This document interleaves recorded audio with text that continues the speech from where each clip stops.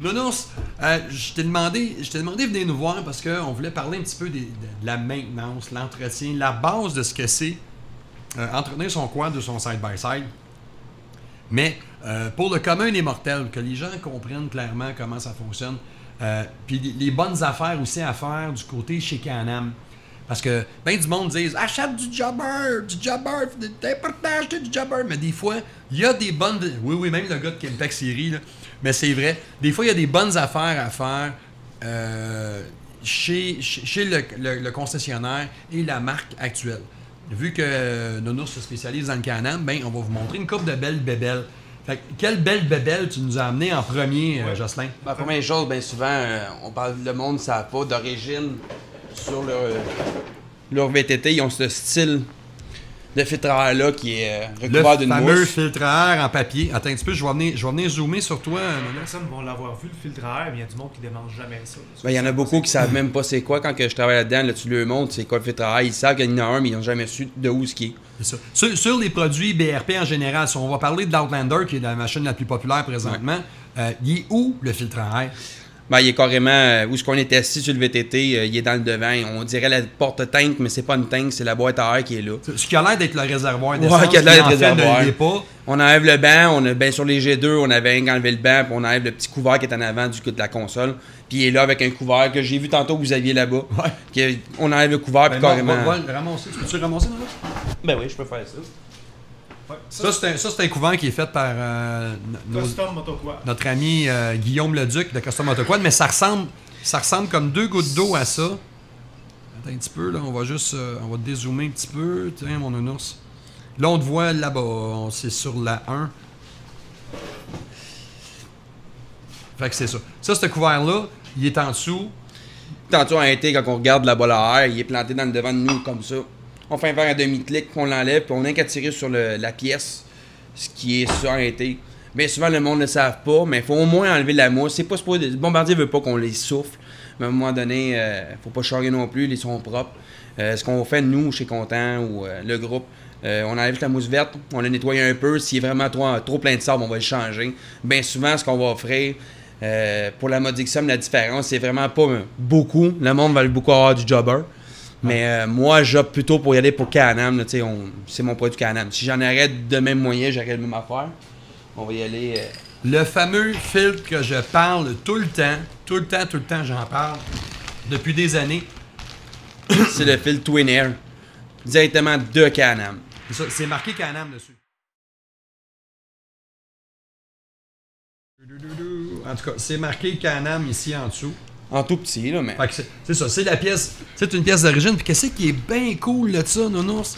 C'est que ça coûte pas bien plus cher. Il y a une trentaine de pièces de différence avec l'original, qui est bon. Si on est le dernier en arrière d'un VTT, bien souvent, on le changerait pratiquement aux 2 rides. Ça n'aurait pas de bon sens.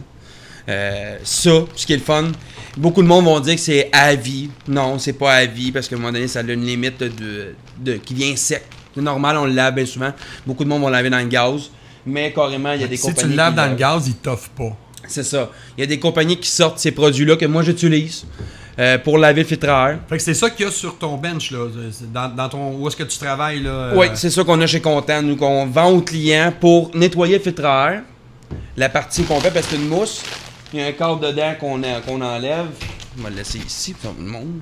Puis après ça, un coup qu'on l'a lavé tout, on rajoute du Fab1. Ça vient gommant. C'est de l'huile. C'est la même chose que Bombardier utilise. Regardez, il est dans le vert, nous, il est dans le bleu. Je sais pas ce que les autres mettent dessus, mais ça doit être une Air directement qu'ils l'ont.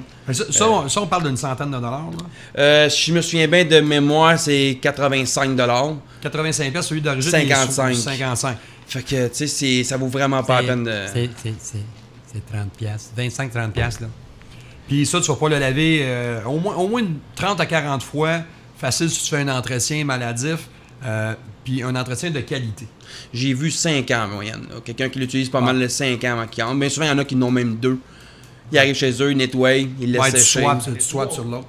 Ah, c'est vrai, tu en as 3, toi.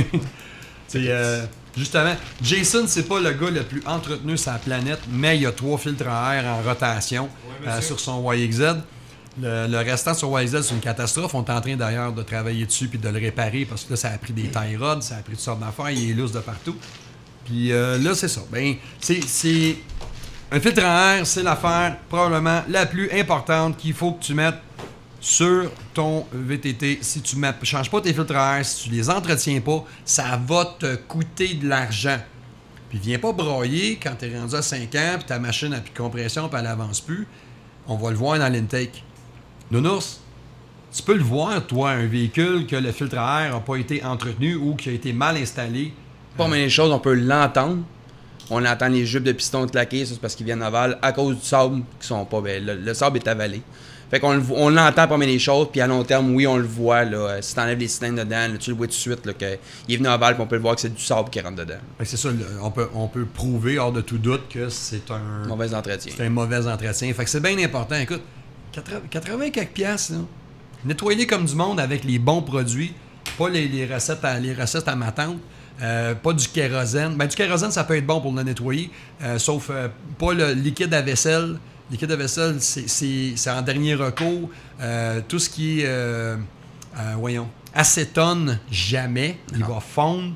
En tout cas, nettoyer avec le stuff. C'est pas trop cher, là. C'est une dizaine, 10-12 piastres chaque, les cannes. Là. Puis tu nettoies, combien de fils tu nettoies avec ça? Tu peux nettoyer 3-4 fois là, facilement si t'es cochon. Si c'est vraiment sale, tu vas utiliser plus de cannes. Si tu le fais plus souvent, veux pas, t'as moins de stuff. Mais ça, pour le remettre, le nettoyer, tu peux faire, je te dirais, 3-4 fois. Puis pour le remettre, je fais environ 10 à 15 filtres avec une canne, moi, dans mon domaine. Puis j'en fais assez souvent, j'en passe peut-être 1 ou 2 par mois. Hey, c'est 1,5 pièce du filtre. Là. C'est rien pour... Ça vaut bien gros la peine.